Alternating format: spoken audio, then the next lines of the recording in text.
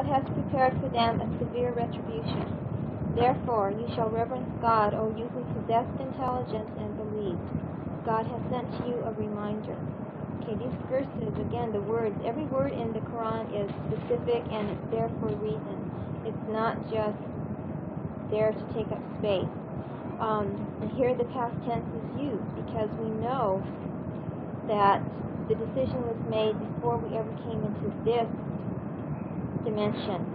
So we possess, those of us who possess intelligence, even though we blew it because we wavered, we didn't take an absolute stand for God. Still, we didn't do what the jinns did and just totally disbelieved. So we did show some intelligence, and we believed. And God sends us reminders. He sends us the messages, He sends us the scriptures and the messengers to recite the scriptures and to clarify things as a reminder, because just because we made that initial decision doesn't guarantee that we're not going to make mistakes and go out of God's kingdom. So we have to be constantly reminded about God's laws, we have to exhort each other to be righteous. We have to remind each other to do certain things, to give charity. We have to remind each other and ourselves, because it's really easy to forget in your day-to-day life when we're out in the environment where people disbelieve, and it's very easy to fall into that and to forget, and we need that constant reminder. Are there any questions so far up to this point?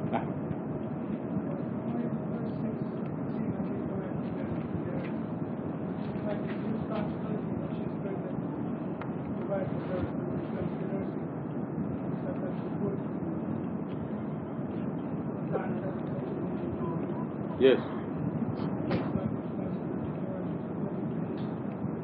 No, it says provide, you pay, because it's your responsibility.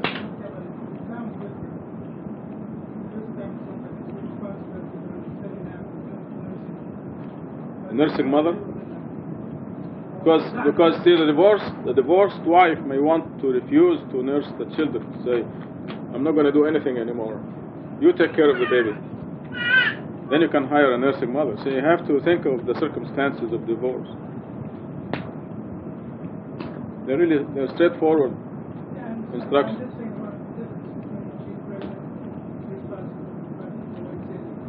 Yeah. Because you're telling her, you cannot get married. You're telling her, since you're carrying my baby, you cannot get married. When you say that, then you have to put your money where your mouth is. This is how we say the expression. When you say that, you have to provide for them.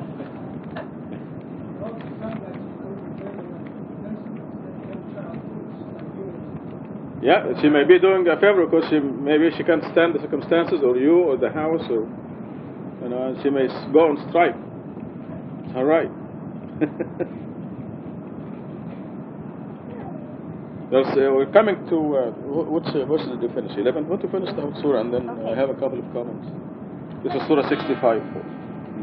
Verse 11. A messenger who recites to you God's revelations clearly, in order to lead those who believe and work righteousness out of the darkness into the light.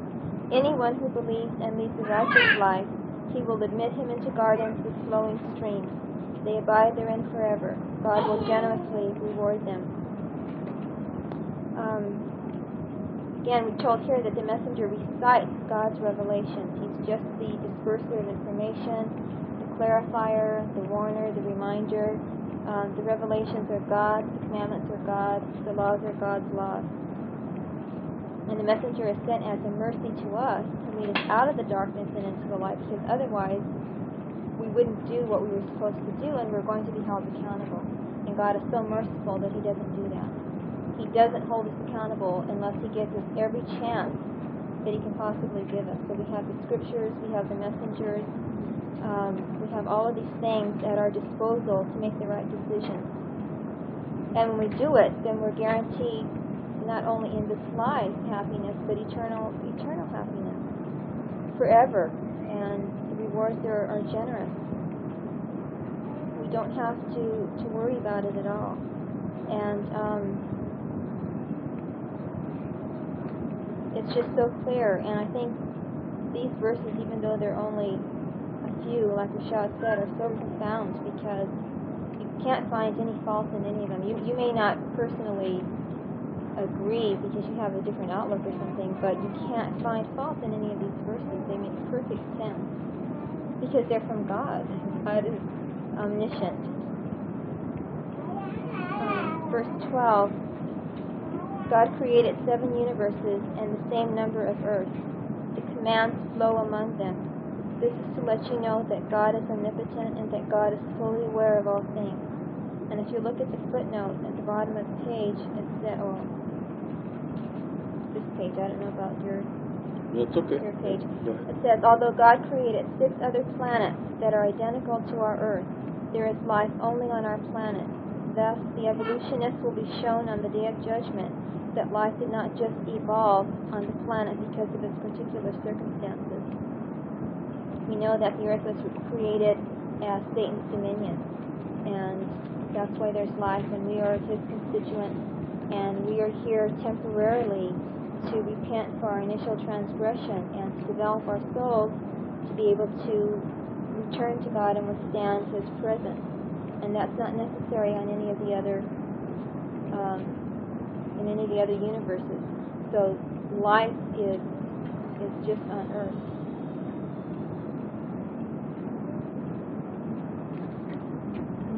Comments? Questions? Okay, the comments that I wish to make on Surah 65, verse 8, 9, 10, 11, 12.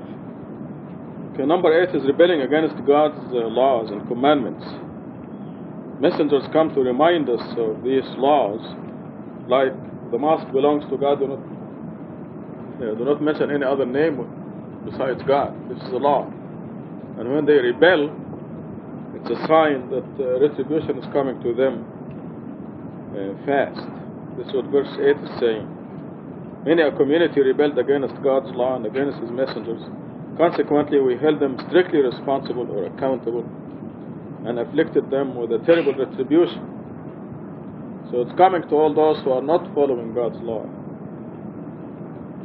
And number 10, God has prepared severe retribution.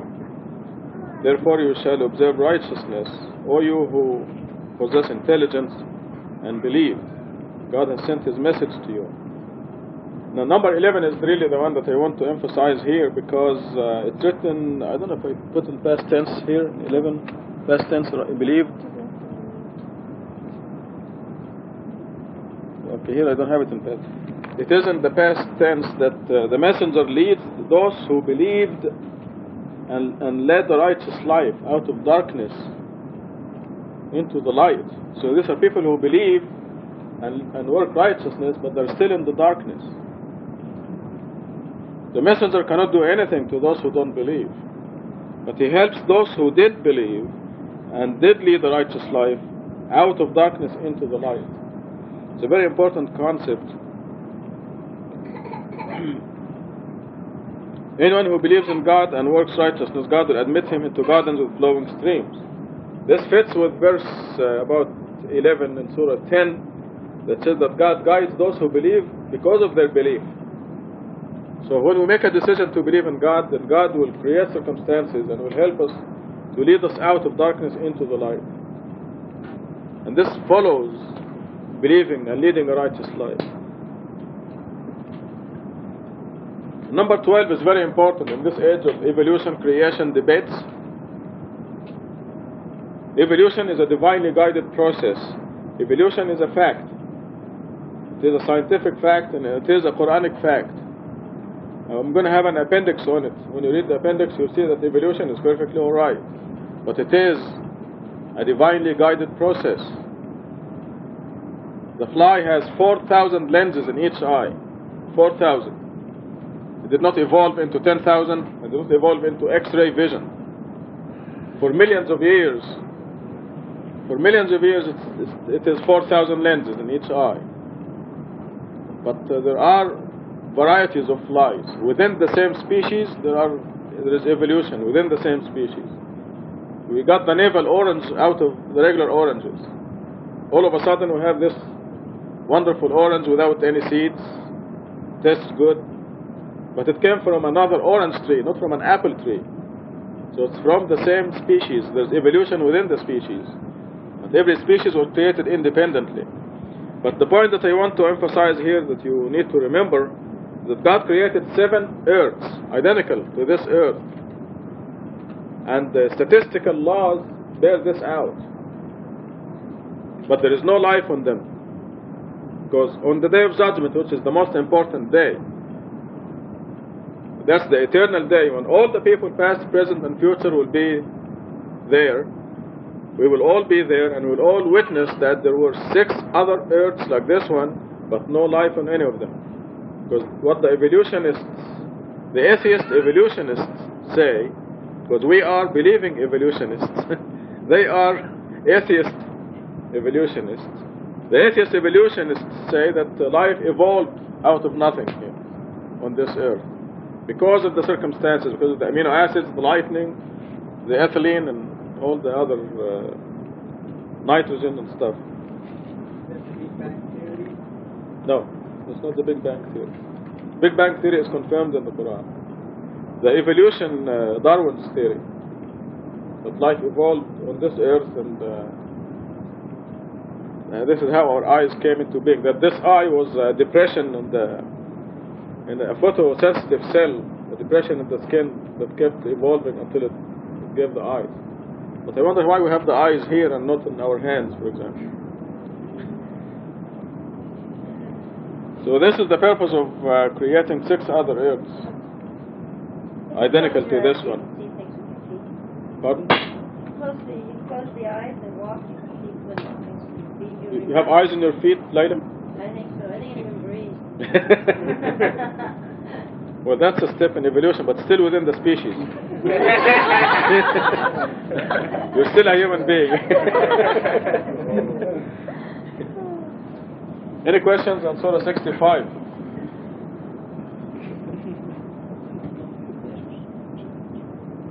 Oh yes, this is, what is Pupak? Pupak. How come you're so quiet? Pupak discovered the mistake in the new translation on this page 559. And of course you know the rule. God doesn't make mistakes. If there's any mistake, it is our mistake. Be specific, it's my mistake. Okay, I forgot to put one word God here. The count at the bottom of the page is all right. It's right. But as you know, at the bottom of the page, I have the count of the word God on the left side, and the total up to this page on this side. So the reader can participate in the mathematical code of the Quran and realize this is God speaking to him or her. So I forgot, there is one statement,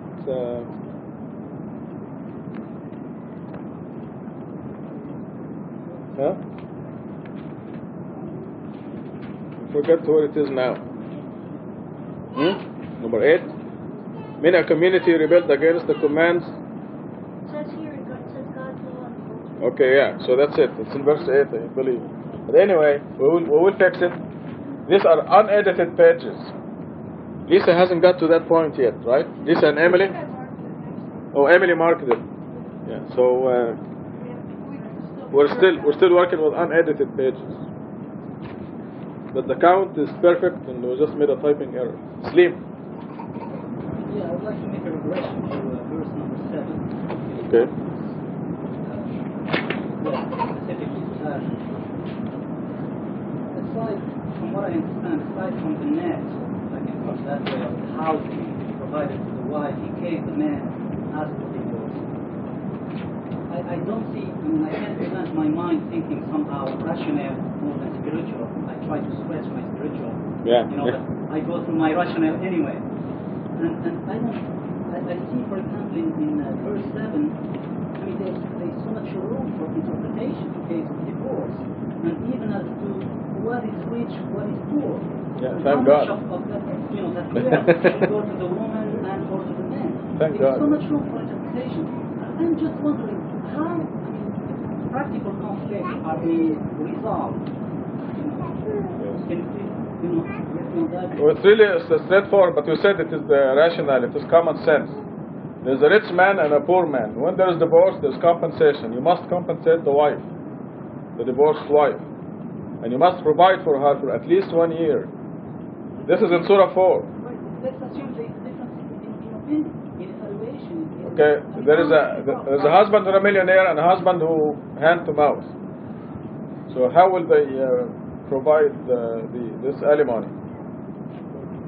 Right. That's what the verses say. It's according to you.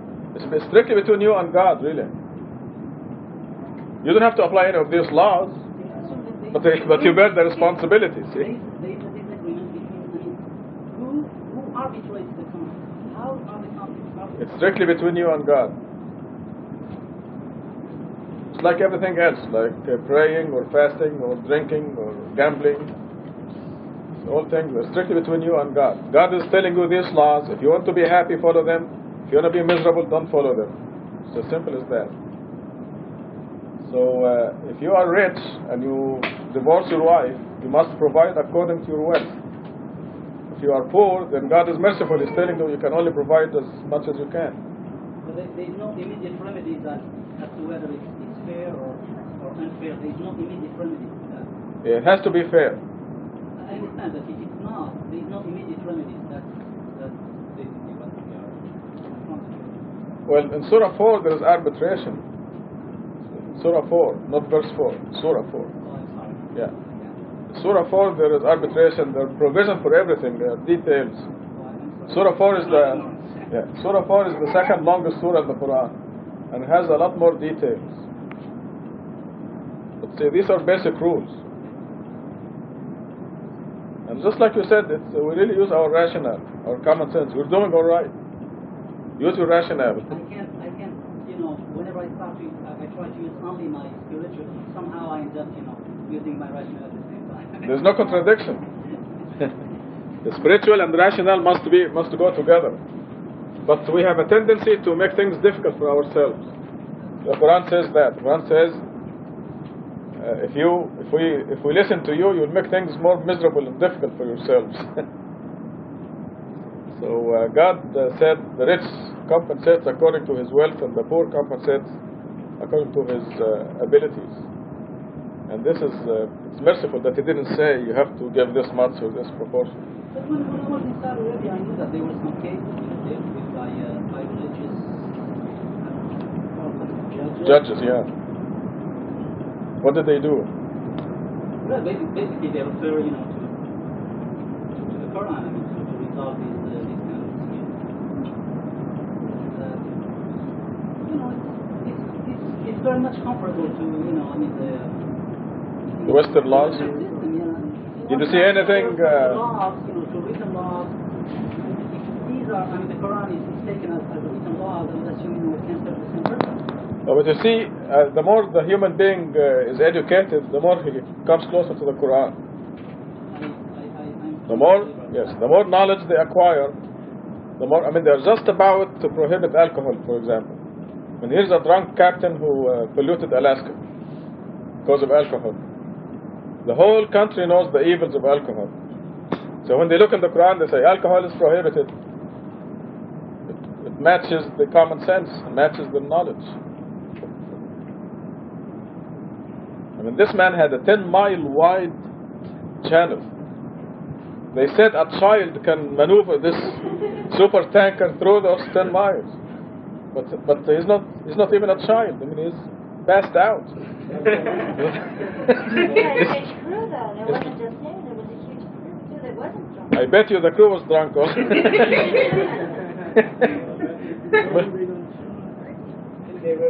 I think it takes a clever captain to hit those rocks.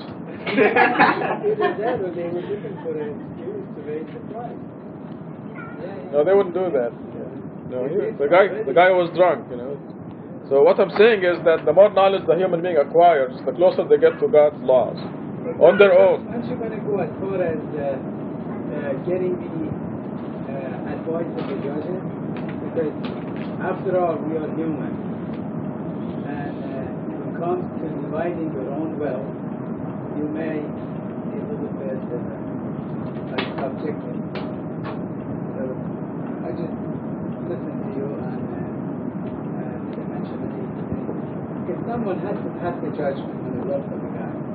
If it's left up to the person, which is an enemy, whatever, very wealthy, someone has to step in and ask the wife, bring the check.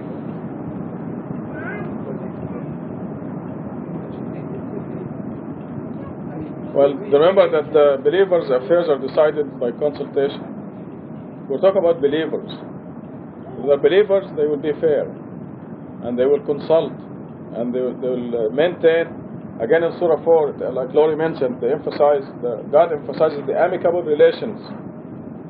So a husband and wife didn't get along together and decided to part. You don't have to be enemies. In fact, God says, you must maintain the amicable relations among you. So there will be mutual consultation and mutual contentment. But realistically, you mentioned about alcohol. Right. Yeah, so it shouldn't be there, it should be prohibited. But the reality, I'm talking about the nowadays life. I'm imagining the Hamid, you hung up on the time of applicability of the Quran. The Quran is applicable through any time, till the end of the world. Not nowadays. Are you saying we do not need Islamic judges? Is that the content of my argument is this? Should we go to someone or No, actually we do need Islamic judges. I didn't say that. Yeah. Because the general public will not be as familiar with the Quran as they should be or as they need to be. So the Islamic judges are needed. I hit somebody's car, and then, so how much do I compensate that person? Then we both go to the Islamic judge, and the person whose car I hit, he will say, this cost me $800 to fix, and I lost 8 hours of work, and this and this. Then the judge will calculate that, and will tell me to compensate the person. I thought you said if we are a believer, we just revise the check. You'll do that too, but then if there is, remember the judge is needed when there is dispute. The judges are needed when there is dispute. If the person knows what he's doing, you don't need a judge.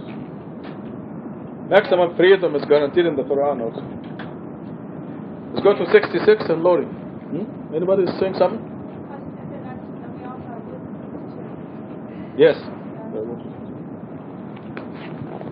66. Verse 1, O you prophet, why do you prohibit what God has made lawful for you, just to please your wives? God is forgiver, merciful. God has decreed for you the laws dealing with your oaths. God is your Lord, and He is the omniscient, most wise. The prophet had trusted some of his wives with a certain statement. Then one of them spread it, and God let him know about it. He then informed his wife of part of the issue, and disregarded part. She asked him, Who informed you of this? He said, I was informed by the omniscient, most cognizant. If the two of you repent to God, then your hearts would listen. But if you band together against him, then God is his ally, and so is Gabriel and the righteous believers. Also the angels are his helpers. If he divorces you, God will substitute other wives in your place, who are better than you, submitters, Muslims, believers, mu'mins, obedient, repentant, worshippers, pious, either previously married or virgins. O you who believe, protect yourselves and your families from the hellfire, whose fuel is people and rocks. Guarding it are tough and powerful angels who never disobey God. They do whatever they are commanded to do. O you who disbelieve, do not apologize today. You are being requited only for what you did. In the first verse of down at the footnote, it says that Mohammedans around the world believe that Muhammad was infallible. This verse teaches us that he was indeed a fallible human being, and there are a number of verses cited that will back this up. The messenger is given the responsibility to deliver the messages, and when he does that, he is in accordance with God's laws, and those things are preserved. But the messenger is also a human being, and is subject to the same test that everybody else is subject to, and even greater test, because with the responsibility comes the test. And God made it this way so that we would not worship the messengers. That's God's system. if the messenger were perfect, then he would be God. So it doesn't make any sense. The messengers are just humans. Their only job is to deliver the message, to clarify. They are sent as a mercy from God to give the information to the rest of us. So they're going to make mistakes. And again, this is to weed out those who would turn away because the messenger isn't perfect. We know the history of Moses, and he went to Pharaoh, and Pharaoh said, why should I listen to you? You stutter. You're one of our slaves.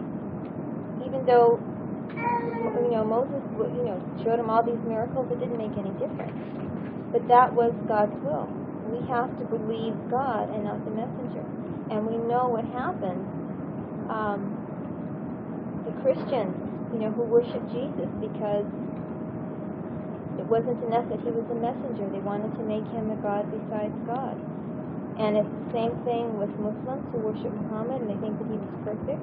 And there are all these myths and stories and legends that about him that don't even make any sense. He was just a man. And God is very careful in the Quran to point out his errors to us, like Rashad says, not to scandalize him. I mean, God doesn't get anything from that, but to make us realize that he was a man and don't worship him. He was just a man.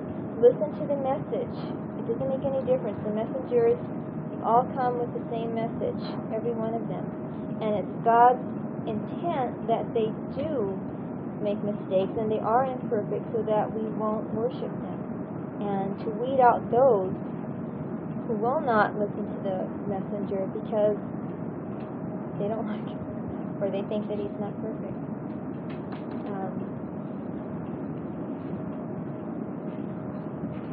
And the next verses, again, there isn't anything. I remember one time in one of our discussions in Quranic study many years ago, there were some people from another mosque and they were talking about the Hadith and Sunnah. The importance of it was because it was history.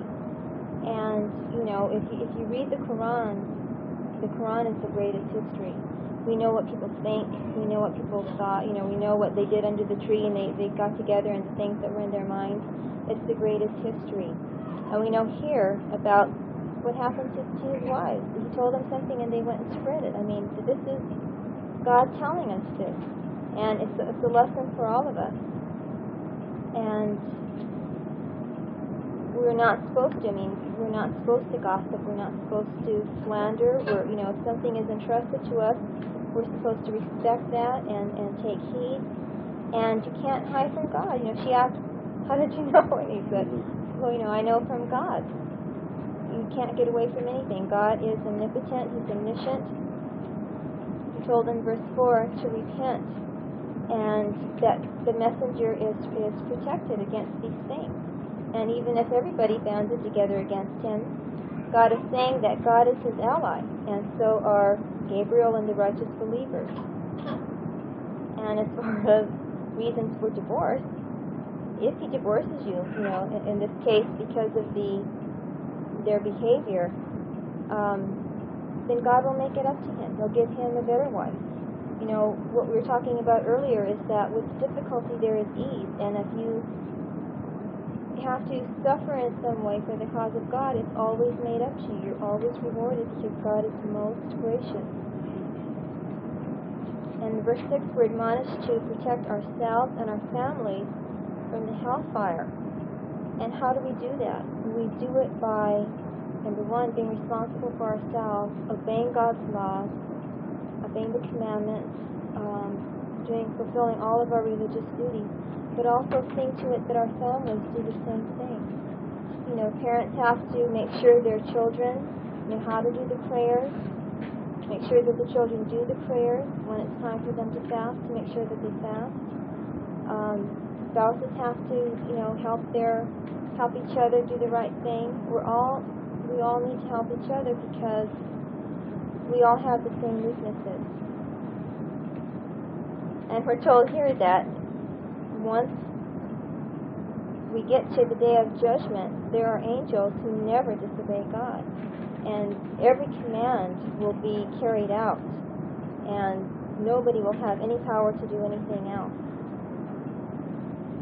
And on that day, we'll be told, well, God willing, not we, but those who disbelieve will be told not to apologize, that they're just being repaid for what they did. Again, it all comes back to us. God has given us free will.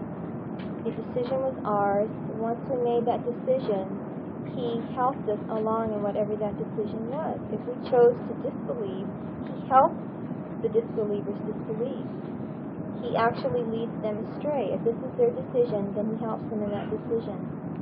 If we choose to believe, then He helps us in our belief. He gives us the messages, the revelations, the steps to do what we have to do. And God is just. We're only requited for what we did. We're not held responsible for anybody else's sins. A wife is not held responsible for her husband's sins. Parents aren't held responsible for their children's sins. We have to be responsible for our own selves, and everybody is. Any questions or comments on this section?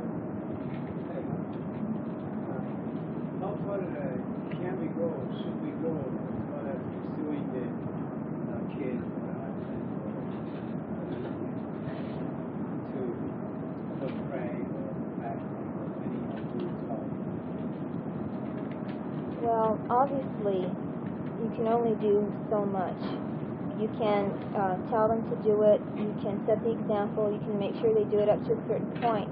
But at some point, everybody is responsible for themselves.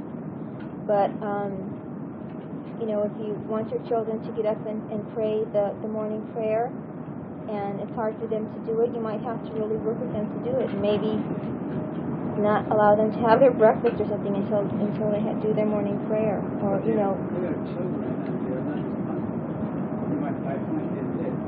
Do you go as far as waking them up and lining them up and say, well, pray? Do you have the translation, this translation with you?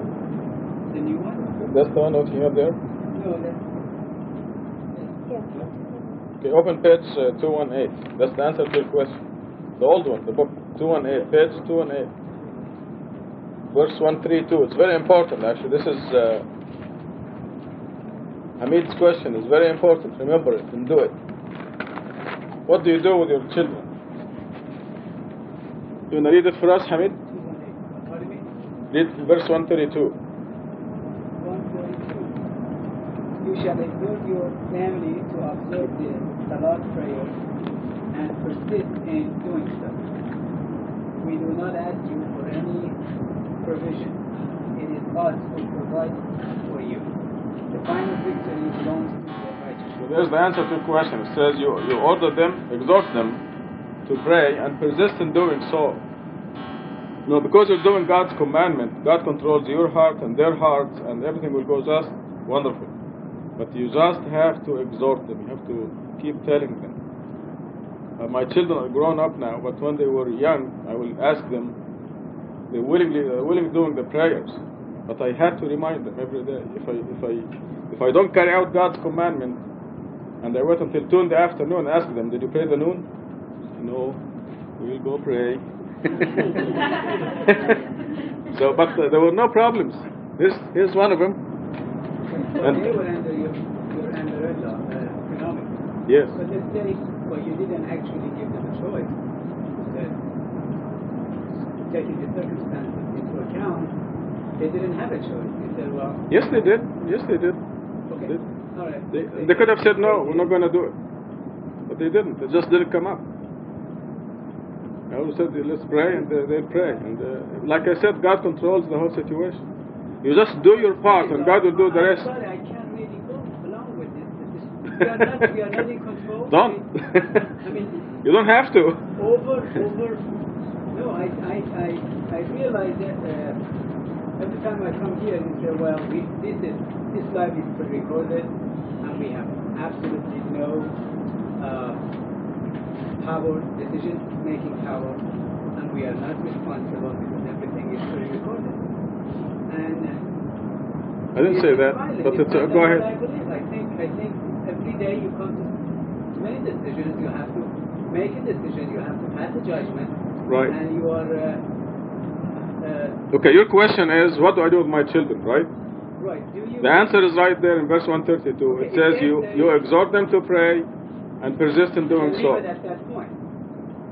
I'm saying, can you really say... What else are you going to do? What? I mean, what?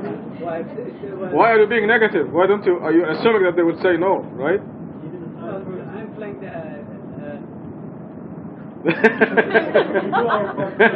advocate. I'm saying the guy says, well, I don't want to pray. What? No. If they say that, then come back and ask me the question. But I say, when you do your part, they will, because this has been my experience. Do you leave the choice to him or not? Yes. So if that has the choice, say, well, I ain't going to pray. Absolutely. But they never said no. You have to keep saying. I mean, it just never came up that they said no, we're not going to pray. But good for you. But there are. Those circumstances will not happen if you carry out God's commandment. Brothers and sisters, we are living experience, okay? We speak from experience. God provided, not just my experience, all of our experiences. I raised 2 kids, right? One of them is right there. They're all grown up now. But throughout their life, I carried out this commandment. I told them to pray.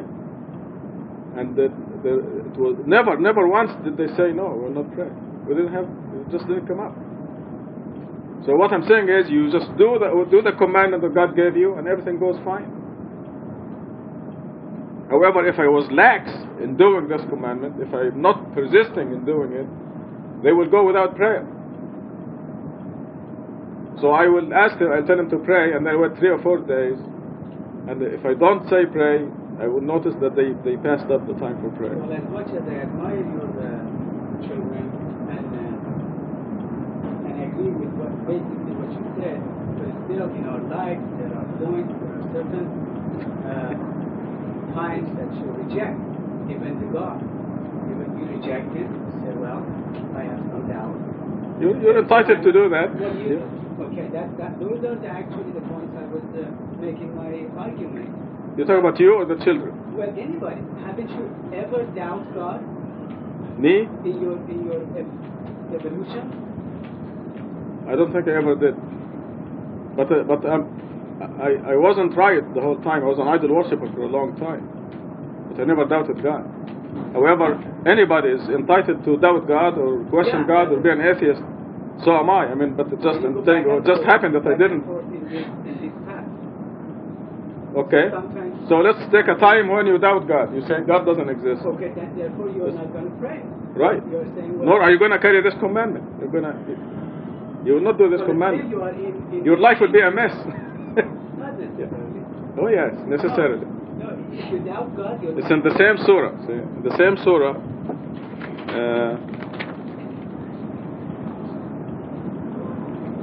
Well, let me, while you are finding that, let me remind people here. Tell us to keep it for 20 more minutes. We'll pay her more, yeah. God, Lord, as I understand. See, there is a law, Hamid. Let me give you the Quranic law. Okay, God says, you follow my laws, you're going to have a happy life. You disregard my message, you're going to have a miserable life. That's what God says. Exactly. So there is no way around it. Within His authority.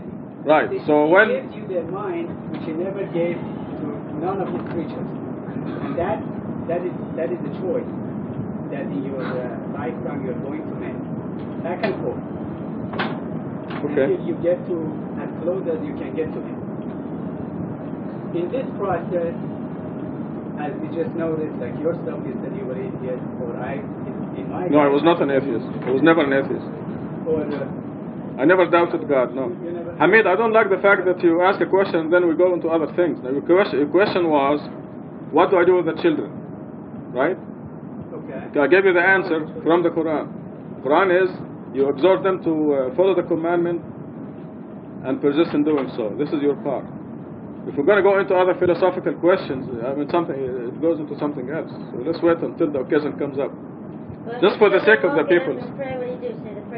It's for the sake of the other people. So, yeah, Susan wants to. We keep look at the kids in our own lives. Well, I mean, Yes. Sarah, I'm always, I have Alicia and we remind her to pray. Now she wants to get up on her own. We don't even have to tell her anything. She wants to get up and pray. She does her prayers at school. She wouldn't miss a prayer now. And there are other kids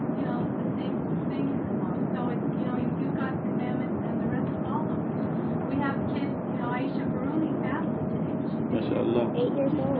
Sarah wants to baptize. Well, that sometimes happens. Like me, okay, I have a little sister, and I tell her to pray and come to the mosque. She doesn't want to come, but I keep saying it to her, and I think someday she'll come here. Yes, you bet. Yeah. Yes. Francisco did the same thing with me, and I'm here.